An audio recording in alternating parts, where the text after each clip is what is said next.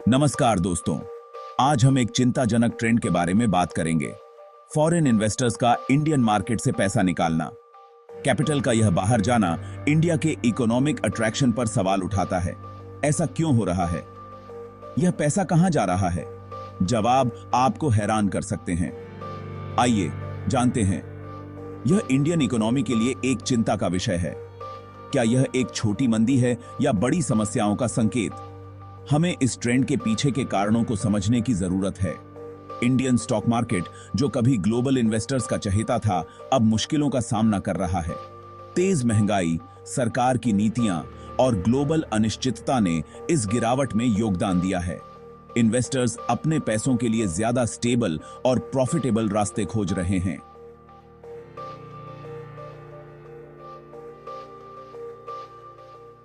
हैरानी की बात है कि पूरब में है, चीन में। यकीन मानो या ना मानो, इन्वेस्टर अमेरिकन स्टॉक एक्सचेंज में लिस्टेड चाइनीज कंपनीज की तरफ भाग रहे हैं। यह अनपेक्षित trend exchange traded funds ETFs से प्रेरित है। ये ईटीएफ्स चीन की तेजी से बढ़ती इकोनॉमी में डाइवर्सिफाइड एक्सपोजर प्रदान करते हैं, जिससे इंडिया से भी काफी फॉरेन इन्वेस्टमेंट आकर्षित होता है। यह चार्ट बहुत कुछ कहता है। चाइनीज ईटीएफ्स की पॉपुलैरिटी में तेजी से बढ़ोतरी हो रही है।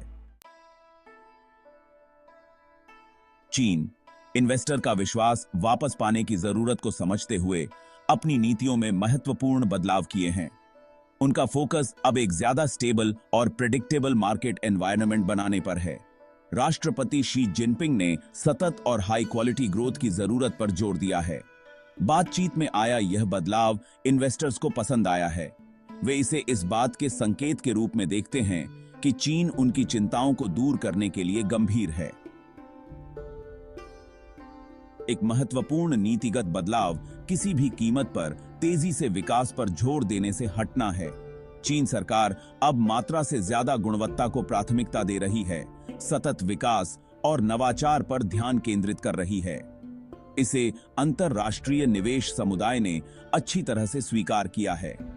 इसके अलावा चीन मार्केट ट्रांसपेरेंसी और कॉरपोरेट गवर्नेंस से जुड़ी चिंताओं को दूर करने के लिए सक्रिय रूप से काम कर रहा है।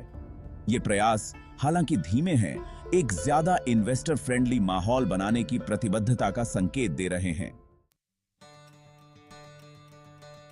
सेक्शन 4, क्या चीन का अंडरवैल्यूड मार्केट एक सुनहरा मौका है? कई एक्सपर्ट्स का मानना है कि चाइनीज मार्केट वर्तमान में अंडरवैल्यूड है।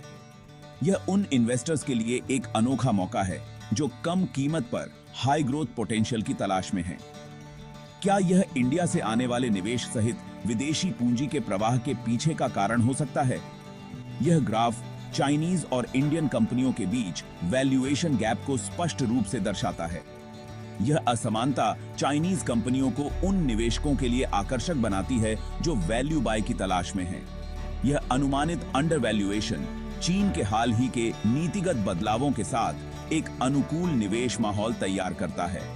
इन्वेस्टर्स चीन की इकोनॉमी के लॉन्ग टर्म ग्रोथ पोटेंशियल पर दांव लगा रहे हैं। उनका मानना है कि मौजूदा कम वैल्यूएशन एक आकर्षक एंट्री पॉइंट प्रदान करते हैं।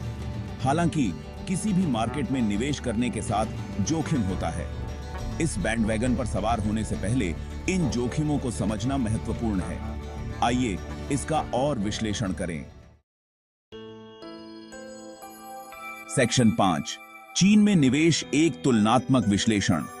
हालांकि चाइनीज मार्केट का आकर्षण निर्विवाद है, लेकिन इसकी तुलना अन्य निवेश के रास्तों से करना महत्वपूर्ण है।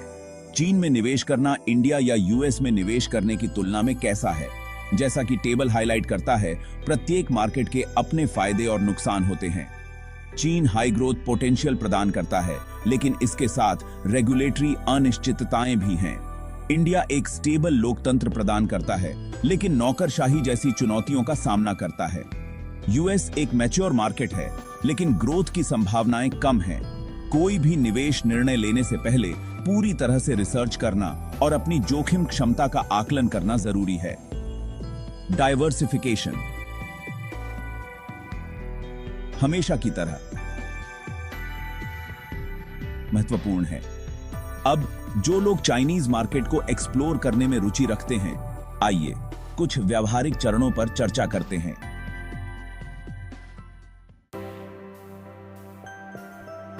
सेक्शन 6, चाइनीज मार्केट को नेविगेट करना। भारतीय निवेशकों के लिए एक रोड मैप। चाइनीज मार्केट में प्रवेश करने के इच्छुक भारतीय निवेशकों के लिए कई रास्ते उपलब्ध हैं। हांगकांग स्टॉक एक्सचेंज में सूचीबद्ध चाइनीज स्टॉक में सीधे निवेश या ETFs की सुविधा चुनें। चाइनीज कंपनियों में सीधे निवेश के लिए गहरी समझ की आवश्यकता होती है। ETFs चीन की ग्रोथ स्टोरी में भागीदारी का सुलभ तरीका प्रदान करते हैं। निवेश से पहले रिसर्च और ड्यू डिलिजेंस सबसे महत्वपूर्ण है। किसी विशेषज्ञ वित्तीय सलाहकार से परामर्श करना जरूरी है।